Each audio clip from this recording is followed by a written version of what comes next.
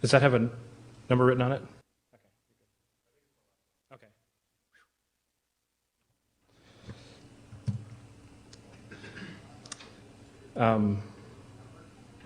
So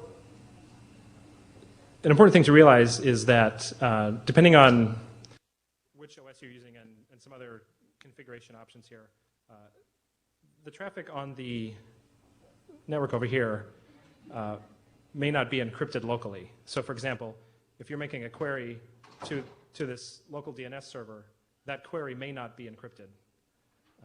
That's especially true if you're going to use Windows. If you're using Linux or FreeBSD, it's sort of optional. You can do it either way. So that's just something to keep in mind. This is not going to encrypt everything. It's going to encrypt, for sure it's going to encrypt things that are not on that local subnet. And also note that there are places on the network here in the hotel where your traffic will be unencrypted. For example, on this subnet, on this link going out to the internet, and of course, out there on the internet. So if there's an attacker or an eavesdropper out there, they may be able to see your packets. I guess this slide says some of the things I already said. Also note that using IPsec does not, it's not a firewall. It's not protecting your laptop from, say, malicious people here locally. They still may be able to reach your laptop, send you packets, and that kind of thing. And also note that the primary goal here is encryption. It's not authentication, obviously, because we're giving everybody the same pre-shared secret. So there's, I'm not authenticating individual users here. I'm just mainly interested in getting you to the step where your traffic can be encrypted.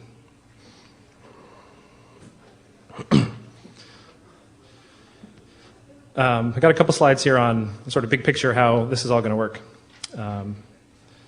Your laptop, which is the IPsec client, is going to create a security association with the IPsec server. We're using pre-shared keys instead of, say, X509 certificates. Your laptop is going to get a secondary IP address, either automatically if you're a Windows XP user, or manually if you're a BSD, Linux, or Macintosh user. And the way you get an address manually is you get one of these cards, which I've given some of you already. If you need one, come on up. You need one? Okay.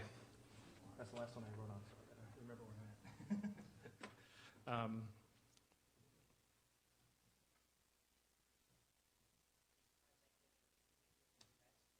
Well,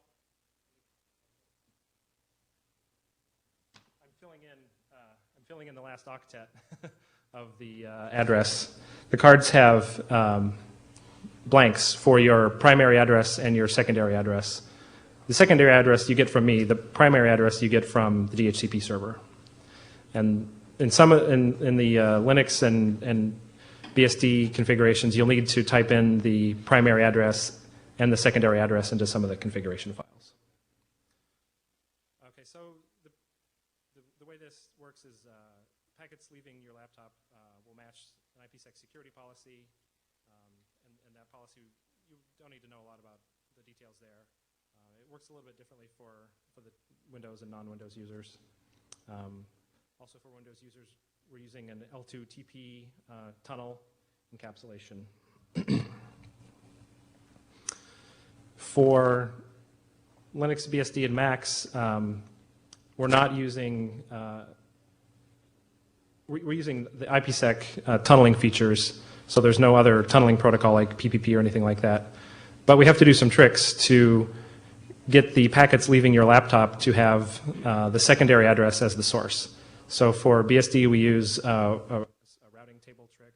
For Linux, we use source NAT entries. The IPsec server already has proxy ARP entries for all of those addresses. That's already set up, so packets coming in from the outside will get routed to there automatically. This slide shows the IP addresses that we'll be using. Everywhere that you see 192.35.xxx.yyyy, that represents your primary address that you get from the DHCP server. Everywhere that you see 192.35.169.zzz, that's your secondary address. And then on that same subnet, there's addresses for the IPsec servers. One is using Raccoon, one is using IsacAmpD, and there's another address for the tunnel endpoint for L2TP. Any question? Oh. Why is there different? Why you have different Raccoon and IsacAmpD? What's the difference? So when I was preparing all this, I found it necessary to use Raccoon with Windows because Raccoon would create transport mode associations, whereas it was hard or impossible for me to do so with IsacAmpD. However, for the others, for BSD and Linux, I found that IsacAmpD made a better server than Raccoon did, so I decided to have both. Overall, do you recommend IsacAmpD with BSD? Yeah, right, I do. They both have issues and pluses and minuses, but you know, if you're trying it and you find one doesn't work, you can, well, in theory, you could try the other, except I would have to do some setup stuff probably to make that work. Was there another question? So here's a brief overview of how this works for Windows. I have a number of slides that will go through all the details here in a second. So by the way, if you're planning to sort of play along and do the same thing, the Windows people are up first. You might want to get ready to go through some of these slides. Okay, so, and these instructions only refer to Windows XP and not, say, Windows 2000 or 2003, because it's really hard in 2000 or 2003 to do this, and XP has a built-in L2TP and IPsec client that makes it pretty easy.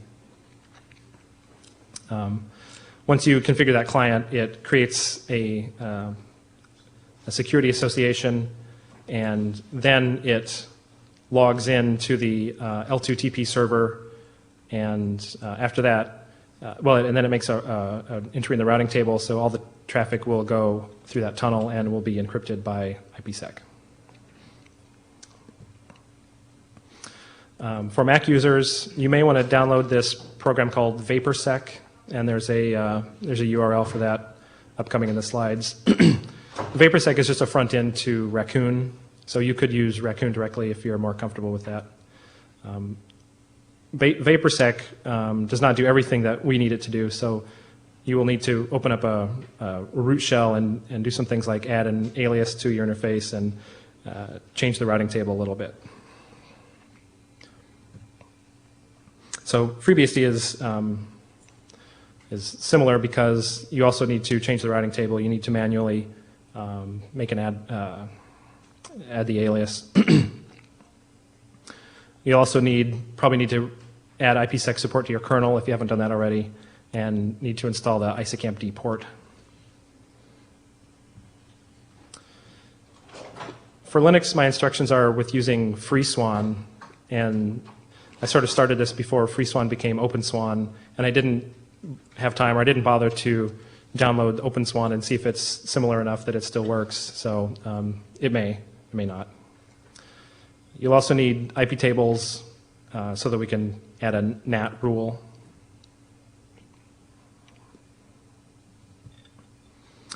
Okay, so the next section is about 13 screenshots of Windows dialog boxes and whatnot. So anyone who's using Windows, this is what you want to do.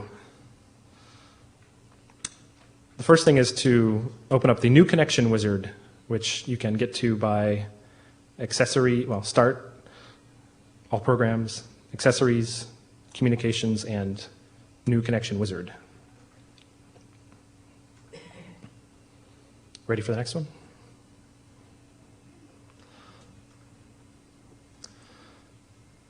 So this should be the first screen that you see after that. And you want to select the option that says connect to the network at my workplace, even though you are not at work and you are not connecting to your workplace today.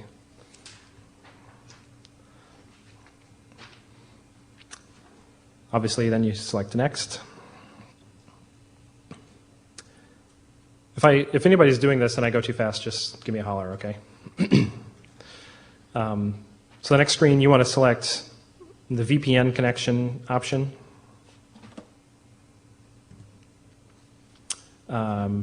Here you can type in a name for your connection. Doesn't have to be anything in particular. It can be whatever you want.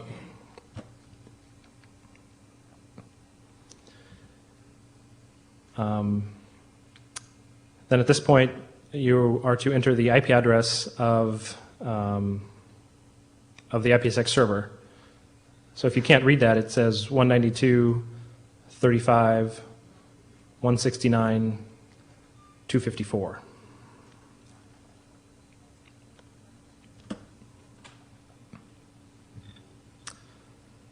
I only put this slide up here because you may want to select the option that says add a shortcut to this connection on my desktop before you hit finish.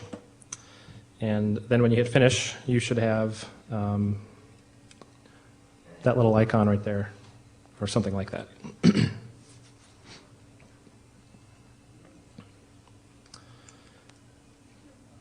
This screen that's up here is prompting for authentication to the L2TP server. The username can be anything. It doesn't care. The L2TP server doesn't care. The password is passphrase.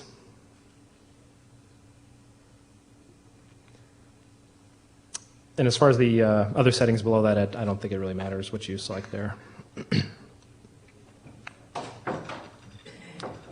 Okay, so from this point where you see the connect and cancel on properties, you should click on properties, and you'll get this window. There's nothing really to change under the general tab. Under the options tab, however, you may want to increase the redial attempts and decrease the time between redials, and also select redial if line is dropped.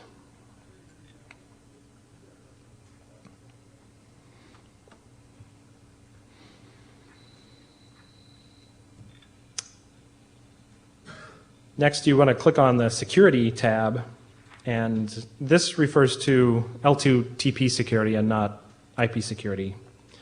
And so that's why you need to deselect this button that says require data encryption.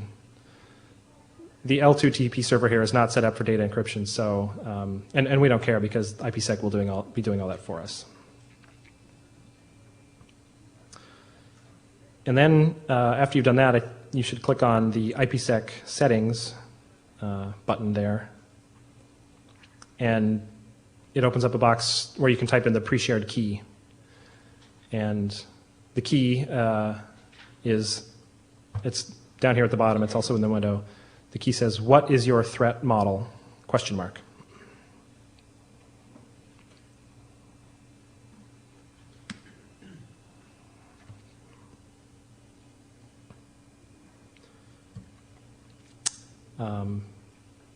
So after you've done that, you select OK, and that window goes away.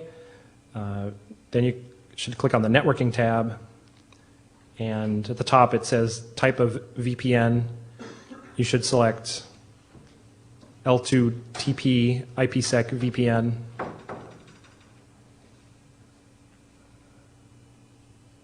I think in this example, I also disabled, no, I guess I didn't. Well, I may have disabled some of the Microsoft client protocol stuff, but you probably don't have to.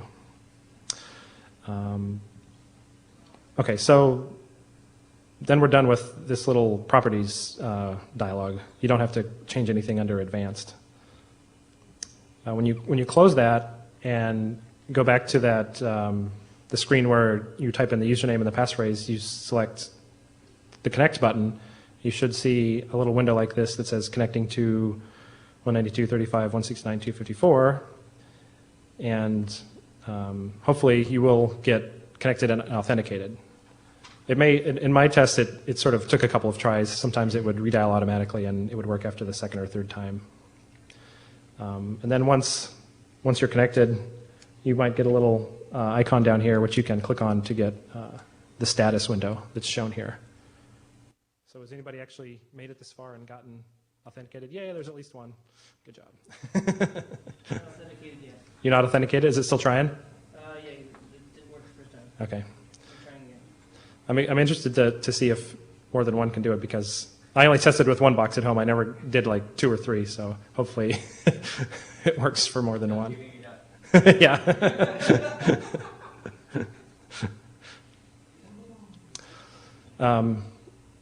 Is there anybody here that's going to try this on a Macintosh today? Okay, there's a few. Good. So I think that's okay. Does anybody need me to hold on to the Windows way for a while, or should we move on? I think we'll move on. Okay, so you Mac guys, have you downloaded, or do you have a question already? It's 2 slides ahead. Okay, later. So has anyone downloaded VaporSec yet? You got it? Okay. That's good. That's what that clicking noise was earlier. Here's there's a set of commands which I guess unfortunately you'll have to type these in. I don't have these pre-typed in for you, but you may want to save these as a script and then you'll be able to execute these often. So EN0 on, at least on 15-inch aluminum, that's the wired Ethernet? Yes. So to set the alias for wired Ethernet? Right. Right. Don't. Yeah. That's just an example. Yeah. Second octet is supposed to be 25? No. There's 2 typos there. Yeah, so it has to be for the network that we're It has to be for the appropriate interface. It has to be for the appropriate interface where your primary address. We're not doing some sick trick where we're No. pretending that it's coming in on EN0. That's right. Got it. Yeah. The friend of mine that helped me with this, I guess we did it on a wired network, and so that's why I took these examples from there. Yeah, the second line, it should say route add. The first address is correct. That's 192.35.169.252. The next address is wrong, and it should say 192.35.164.1. So there's 2 mistakes there.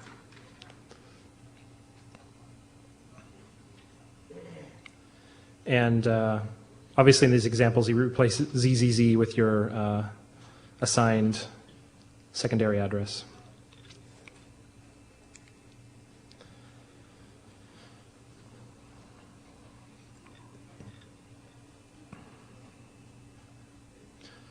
In general, is there any way to do dynamic IP address allocation using IPsec, or is it just not done?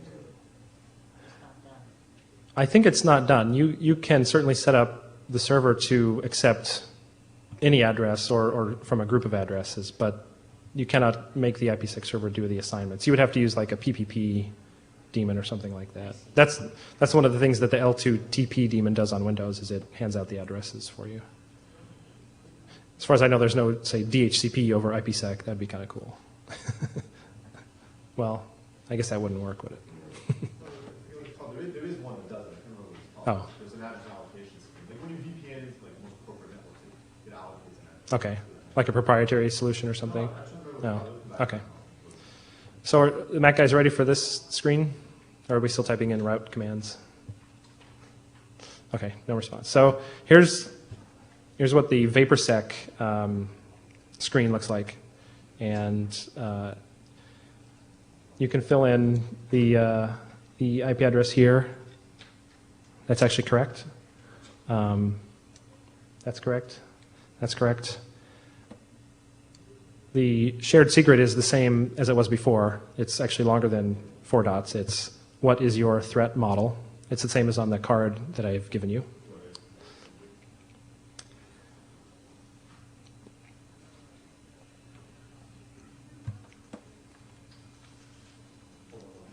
Sure. No. I thought he was talking to me. Yeah, there's, no, I would say,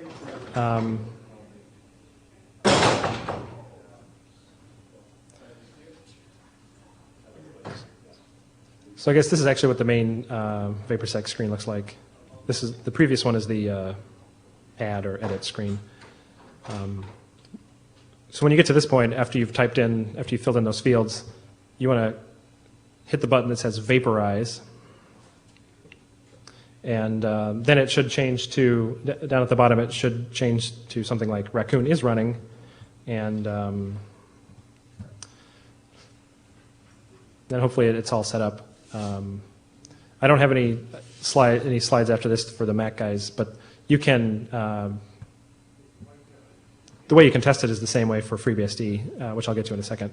Or you can open up a window and run commands like set key -d, or you can run TCP dump and see if you're seeing ESP packets in the TCP dump output. What's an ESP packet? ESP is an IPsec protocol type. It's encapsulation service protocol or something. Yeah, payload packet, I don't know.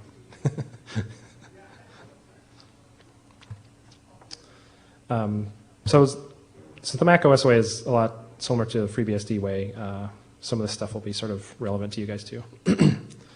So are there any FreeBSD or general BSD users here today? Okay. You got your kernels configured already? Cool. If not, you could add these lines to make a new kernel. Here's some commands for installing ISACAMP-D from the FreeBSD ports system. And if you don't have the ports set up, you can probably download this binary package from an FTP server. You guys got ISACAMP-D already too, I guess? Okay, so on that HTTP server that we thought might be down, there's a file you can download. There's like a template ISACAMP-D configuration file that you can download at this URL. You can save it anywhere, but here's the default location: user local etc ISACAMP-D, isacampd.conf. After you download that file, you need to set your primary address and your secondary addresses.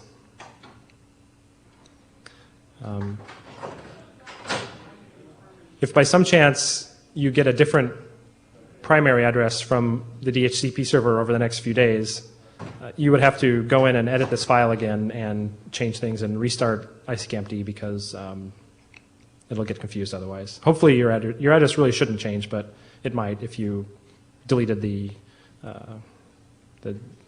state file or something like that. Here's a little startup script.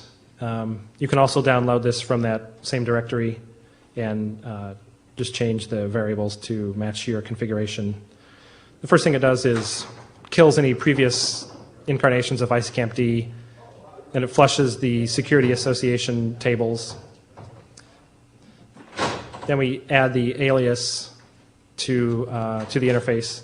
Again, this one says FXP0, but likely it's going to be different for you, especially if you're using wireless. Then there's 3 routing commands, one to add a host route, one to delete the default route, and the third to add a new default route pointing to your secondary IP address. Then you start the ISACAMP daemon. The -4 here says only listen on IPv4 address sockets. That just prevents a little error message from showing up about IPv6.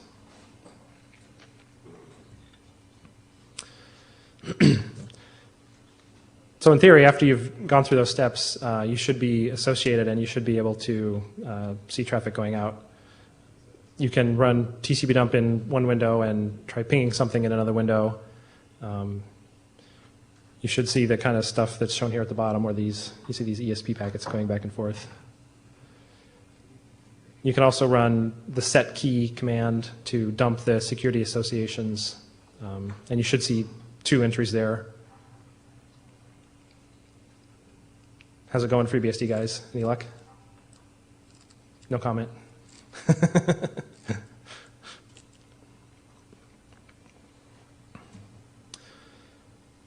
Well, hopefully,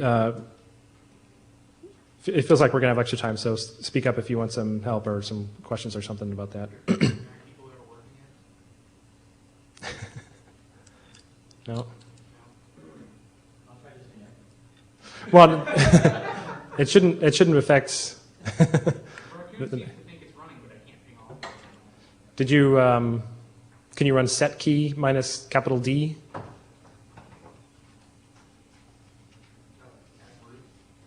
I guess, yeah. I get a script error right when they failed the first configuration file. Oh, I'm guessing newspaper sent to put a bad config file somewhere. This seems, I mean, yeah, I can run set key dash. does it show anything? Yeah, It's got a couple of entries. got a couple entries, neither of which seem to have anything to do with. You should see, One of you should at least have my secondary address in it, right? it should have your primary address in it. I think if you run minus DP, you should see your secondary address.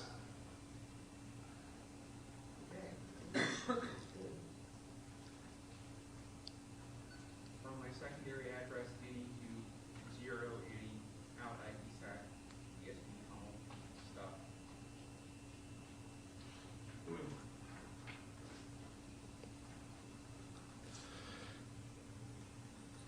Is anybody going to try this on Linux today?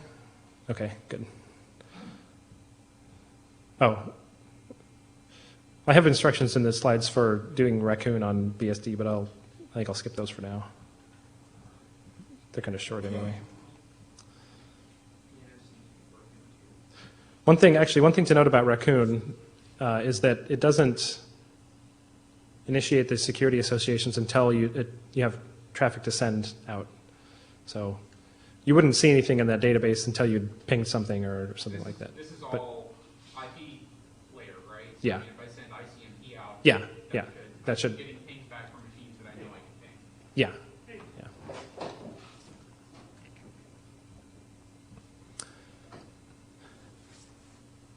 Okay, these, so when I did my little tests and everything on Linux, I was using Gen 2 Linux, and I didn't have to change the kernel. It was already configured for IPsec. I don't know if all your others will be configured or not, but I think these are the things that should be enabled in the kernel. FreeSwan is the software that I'm using. And I realized later that it's, I believe FreeSwan includes kernel patches, right? So you may have to, after you download that, you may have to apply the patches and then build a new kernel. I sort of skipped over that in the slides.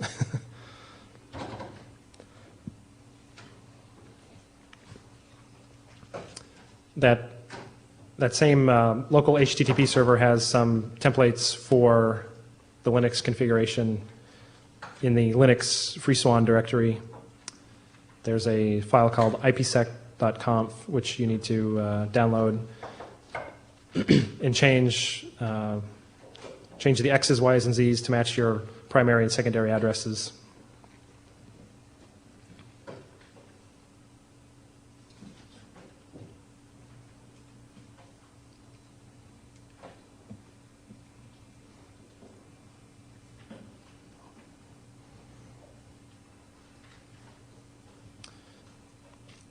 The pre-shared key goes in its own file, etc IPsec, ipsec.secrets, and it has sort of an interesting format here with the two addresses, then a colon, and the word PSK, and the secret goes in quotes.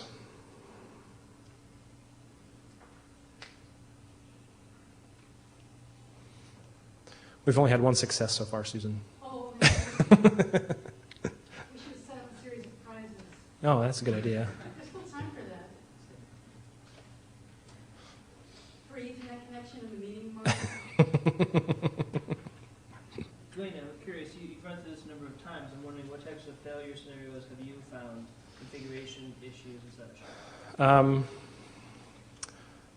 One of the hardest things was when I spent a lot of time trying to get Windows to work with IceCampD, and it was really frustrating because Windows didn't give you a lot of debugging and that kind of stuff. And it turned out the problem was that Windows needs to use tunnel mode, or needs to use transport mode, IPsec, and IceCampD doesn't really like transport mode. So once I switched to using Raccoon, that became a lot easier. After you get things running, the most common problem seems to be that you get sort of a inconsistency in the keys between the two ends. So for example, if you killed your daemons on your laptop and started it up again, you would make another association with the other side, and then the IPsec server may have two associations in its database and you only have one, and it may be using the wrong one to send packets. Or so one side would maybe time out the key and the other side would keep the key around and think that it's still valid, and those sorts of problems can only be fixed by like restarting one or both of the ends. So In the debug, you need to see both sides. yeah, well, it depends on where the problem is, I guess. But other than that, I haven't seen any real significant problems. Did you try doing multiple connects and disconnects to make sure that you didn't have to go touch the server? Yeah. Yeah, that works pretty well. Actually, ISACAMPD, I know when you shut down the ISACAMP daemon, it will send a message to the other side saying, I'm shutting down, please delete these associations, so that when you start it up again, there won't be that other one there still. What if you kind of close your laptop and it goes to sleep? Then I don't know. I didn't try that. Yeah, if one of the sides just stops talking, I don't know. Okay, Linux. Oh, you got a question? Yeah? Okay. We'll have to look at that. Unfortunately, I don't have a network connection here, so I can't log in right now. But I do, can I? No? no, I would need to log into the IPsec server over there in the other room. Do you have SSH client on your laptop? Yeah. Oh, okay. Should I come up there? Yeah, maybe I can use it. Do you have any idea what's error 789 means? No, but I think when I Googled for those, something meaningful came up, so, yeah. Or it's too late to reinstall that? Did you find the client? Sorry if it's. Yeah, the easiest thing would be.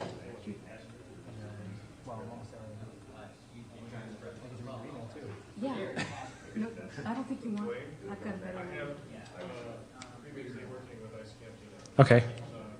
The one thing I had to do that you didn't mention is to make sure that the ISACAMP.com is not globally readable. Okay. So I changed the permissions from one night in my master to create files. Right. Otherwise, we don't do anything else. Okay, so what Sean just reminded me was that ISACAMP-D is picky about file permissions, and it ignores your file if the permissions are too promiscuous. And so you'll have to change it to be like mode 600 before it will obey. But Sean says he's got it working for FreeBSD. Can you just SSH from right there?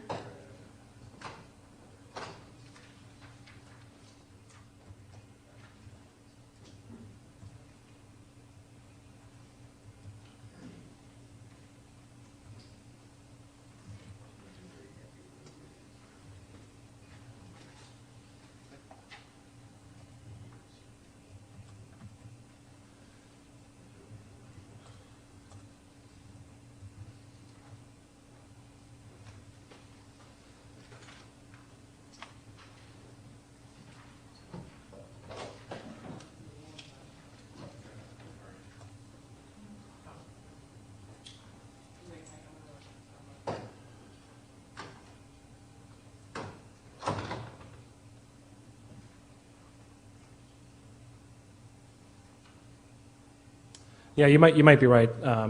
It may be only working for one person at a time so far, so we'll have to look at that a little bit later, I guess.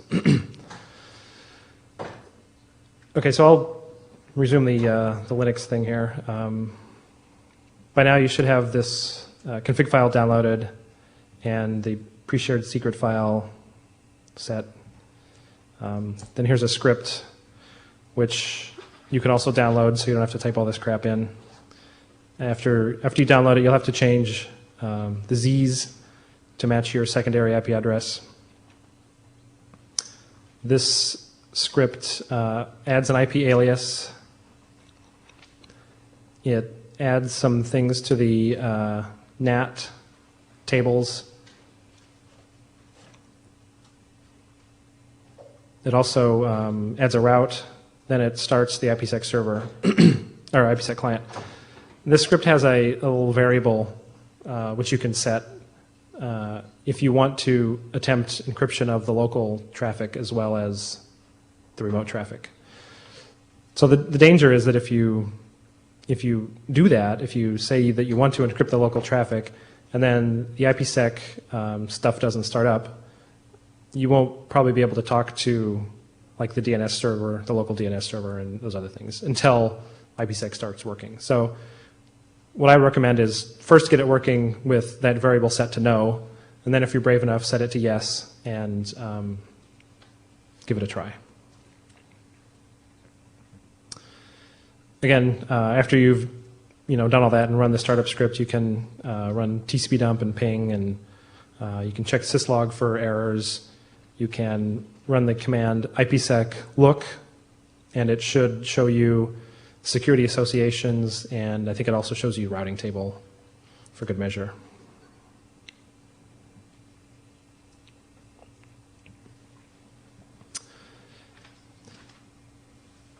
So after you've gotten all this working, there's a couple of things to think about. One of them is Mtu sizes.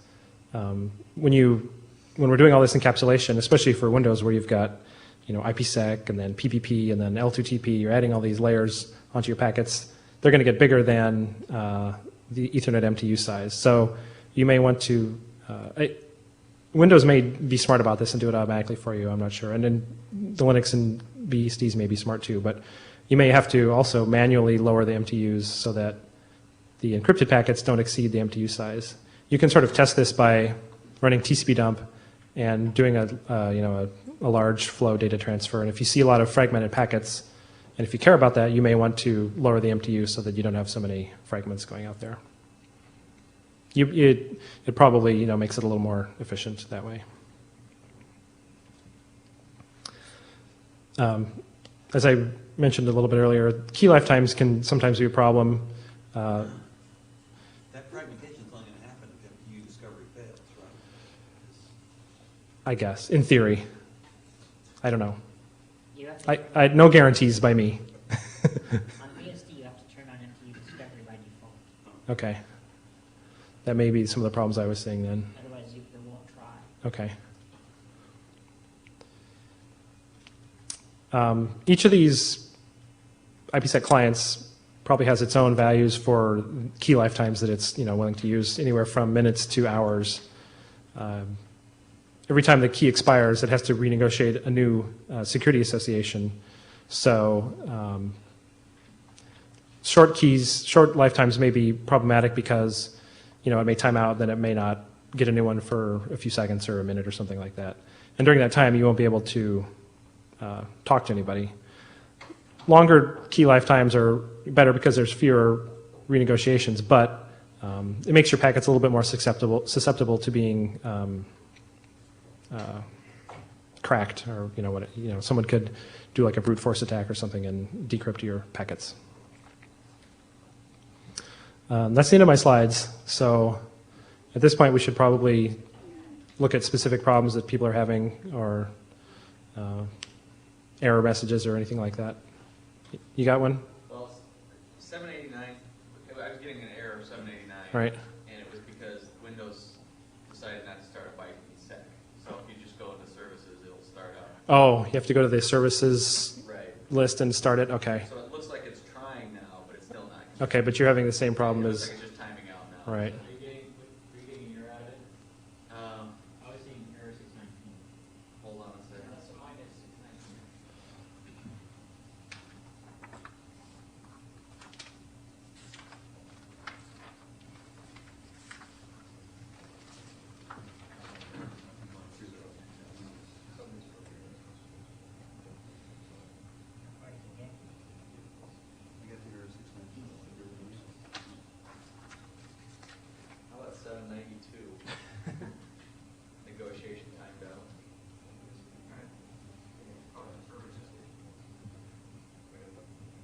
What are you running on the server side The server runs FreeBSD. for everybody? Yeah, the one that server runs both the Raccoon and the IceCamp daemon on 2 different addresses. Okay, my guess is that there's a problem with the L2 TP configuration on my side, such that it's only giving out one address at a time or something like that. So I'll need to look at that more closely. Anybody else have any successes or failures to report at this point? So that would affect only the XP users? Right. Both of these guys are the XP users. Yeah, that's what I'm looking at. Pardon me? Not Windows people, I don't think. Oh, there's. Okay, you may be the only one though. Is there another? Okay. Can you tell what address you got?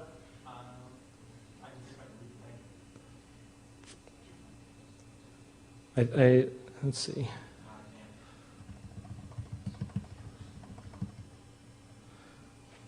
So if you're a Windows user, and if you get connected, I'd be curious, when you go to the properties or the status, whatever it is, of the connection, see if you get anything besides 130 in that last octet. If you get 130, then that means that it's only giving out that address and it's not giving out any of the others that I thought I told it to give out. So. Okay, so everyone's sharing that address. You get it for a few seconds at a time. Yeah. Okay. I don't know if you have any choice. It sounds like somebody can take it away from you, since there's one passphrase for everybody. So, so I'll need to go back to the server and look at that closely. Any other questions at this time? Is this something we're supposed to be able to use tomorrow? Yeah. Well, I mean, so obviously this is the first time we're trying this and we're working out the bugs, but the idea is that it should be up and available for the rest of the meeting and maybe hopefully future meetings. So just looking at the Windows instructions here, this is not anything you want to ever show to an end user. This procedure of going through all these steps is typically, how does this get handled? Does it get scripted? I mean, what commercial routers don't do this? I can't believe. my guess would be that if this is not your way, then you're going to pay someone for an IPsec client, and maybe you're going to have like an IT admin who's going to pre-configure things for you, and then the user won't have to worry about it. I see. So there is a way to buy your way out of this. Well, even with this, you could have it pre-configured by an IT admin, and then all the user has to do is pop it up and say connect. Sure. So once it's once it's set up, it's set up. But if you think this is bad, you should try it on Windows 2000. Because you have to do the IPsec part yourself. You have to go to all these screens. It's like 30 or 40 screens. But the only real problems you've uncovered today have been with Windows. Well, I think so. Sean's got it working on FreeBSD. I don't think we've got any Mac successes yet, and I haven't heard from the Linux guys yet either. So. I also got it working on FreeBSD. The only thing I'm noticing is that when I ping certain hosts, I sometimes get duplicate packets back. Really? And when I look at the TCP numbers, they're all encapsulated. They're all But I committed. think, so make sure that Okay. That you have 3% one out. I have no I've idea. seen that with my wireless card sometimes. No, that's- That maybe that, but hopefully somebody's not crafting IPsec packets that are valid and reaching you. Yeah, so edit that. Because it's a shared passphrase that everybody knows, is the key still generated randomly so that while you're encrypted, you're not safe from anybody else who was in this room? I believe so. Yes. The keys for encryption should be uniquely generated. The problem with the pre-shared secret that we're using is that if you decide to use the same secondary address that I'm using, you can probably knock my security association out and take over. Not that you'd be able to see my packets, but you can just disrupt the service for me. Kill you. Yeah. This could also masquerade as a server and sit there and proxy everyone else's connection through and then sniff their traffic down. As Yeah. And the way you can wiretap somebody else's IP negotiation so that you could get their keys and then use those keys to decrypt all their traffic. So Okay, so it's, you have to put more effort in. right, But you could basically do it by eavesdropping. okay.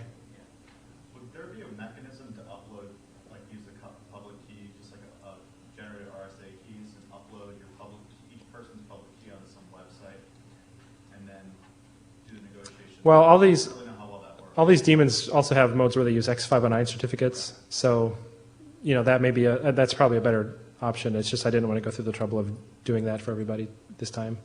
But you could get a unique certificate from me, and then I assume that that certificate can also have things in there like the address you're supposed to be using, maybe, I don't know. Well, what he's suggesting would probably, if it wasn't too hard to implement, where it's, I could take my certificate, give you my public key, and then you can encrypt traffic to me. Yeah. I haven't read anything like that, but I guess it doesn't mean it's not possible. Would it normally assign IP addresses starting at 130 and go up by 1? For Windows, yeah. That's what it was supposed to do. Okay, it looks like 129 has something responding to ping. That's the router. 30, and then nothing above 130. Right. Okay. Yeah. I'm actually, just to update on the dupe thing, I'm getting duped when I ping the local web server, local squid proxy, which is not going through the IPsec, so that's some artifact of the wireless. Okay, yeah, that's what I've seen too. So we try and experiment, have a Windows person disconnect and see if someone else gets in. Yeah, you could. I assume that, you know, you didn't disconnect, right? You did disconnect earlier. Okay, yeah. I don't know if you have to disconnect and then it releases, or if someone can take it away from you. Okay. Yeah, unfortunately, there's no way to like manually assign those addresses like there is, you know, for the like these little cards that I give out. So we'll have to figure out what the L2TP daemon is not doing right.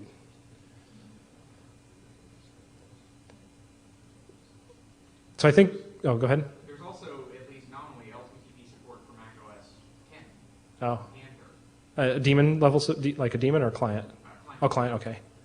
So would that be another thing to try? Not at the moment it wouldn't, but in the future, yeah. Yeah, that would solve one of the problems of giving out the addresses, definitely. So It makes it's a little bit annoying because it makes the packets a lot bigger too. You have all these extra encapsulations, but the addresses that are the 130, is that the tunnel point address? yeah. Tunnel endpoint or the IPsec address? Or is that?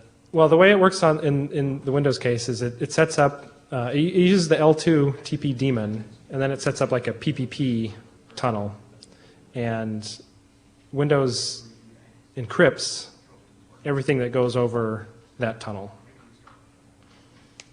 So 130 is your end of the tunnel. it's really a tunnel address. It's not really an IPsec address, because in this mode, the IPsec is being used in transport mode, whereas for the Unix guys, it's being used in tunnel mode.